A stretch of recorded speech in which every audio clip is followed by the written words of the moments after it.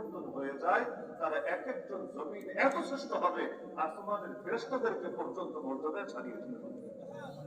এখন সব নজর হয়ে গিয়েছে পোশাকের দিকে। কেন? এখন তাদের ভেতর যদি আল্লাহ আনতে চায় এমন কিছু কাজ করতে হবে, যেই কাজ করতে গেলে আমেরিকা আবার নারাজ হতে পারে, যেই কাজ করতে গেলে পশ্চিমারা আবার মর্মান্ଧ বা মৌলবাদী ভাবতে পারে। কি সেটা? যেমন সবার আগে পুলিশকে নামাজি বানাতে হবে। ৫ ওয়াক্ত নামাজ যদি ঠিক না হয় আল্লাহর ভয় কেমনে আসবে দিলে? কোরআন বলছে নিশ্চয়ই নামাজ মানুষকে সকল পাপের কাজ আর অশ্লীল কাজ থেকে ফিরিয়ে রাখে। তার মানে নামাজের মধ্যে শক্তি আছে মানুষকে ঘুষ থেকে ফিরাবে, নামাজের মধ্যে শক্তি আছে দুর্নীতি থেকে ফিরাবে, নামাজের মধ্যে শক্তি আছে তাদেরকে জুলুম থেকে ফিরাবে, নামাজের মধ্যে শক্তি আছে তাদেরকে সমস্ত অন্যায় থেকে ফিরাবে। এটা আমার আল্লাহর ঘোষণা। কিন্তু এখন যদি সরকার আইন করে দেয়, আইন আল্লাহ তো করে দিয়েছেন, আল্লাহর আইন তো আবার অনেকে এটা বাধ্যতামূলক মানে না। তো সরকার যদি আইন করে দেয় ৫ ওয়াক্ত নামাজ না পড়লে তো তার চাকরি থাকবে